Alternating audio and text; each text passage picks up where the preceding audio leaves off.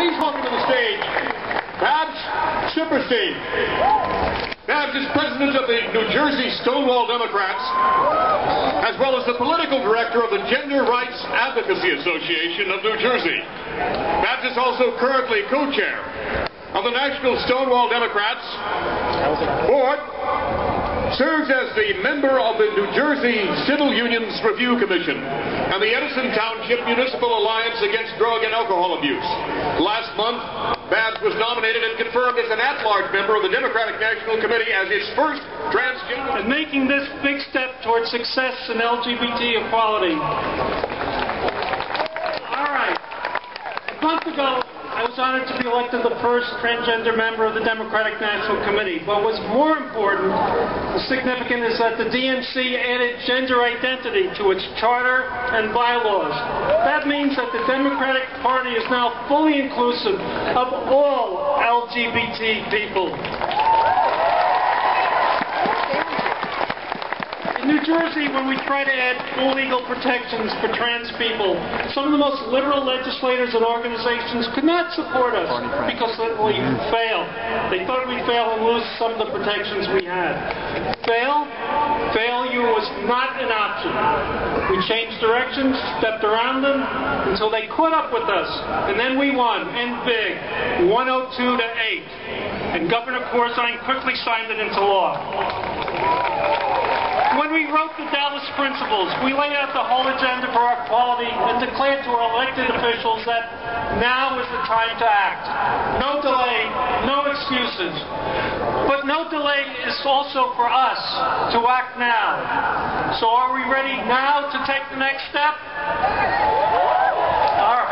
There are many people who want to sweep us under the rug, lock us in our closets, and want us to fail. These are the same people who want our president to fail. That's not going to happen if we step forward. We can do it. We will win. We will all share in America's promise.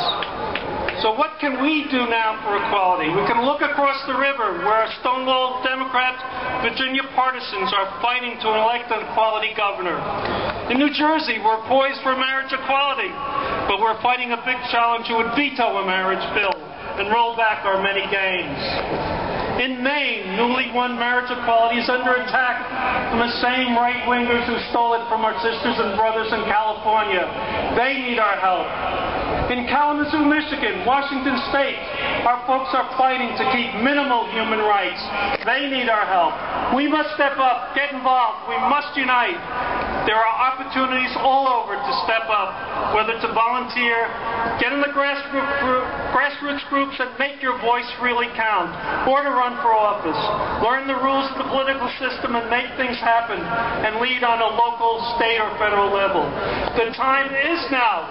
Can we do it? Yes. Will we do it? Yes. All right. And now I have the great honor to introduce some folks who took the next step and not only got involved, but ran and got elected to office and put themselves in a great position to be proactive and leaders for equality in their own right.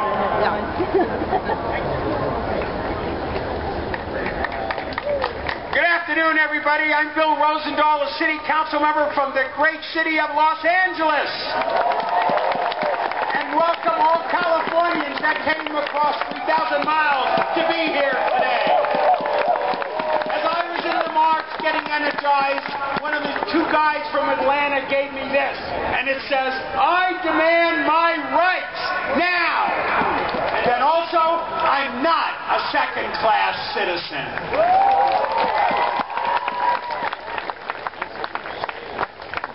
This today is a new beginning. The energy of the young and the wisdom of the old. Together, we will finally get our basic civil and human rights. The time is now. The real effort begins after today. There are hundreds of thousands of us here. We're going to go back to all 435 congressional districts and start banging on the door. We're a bigger group than those Tea Party people. We are a large number of Americans.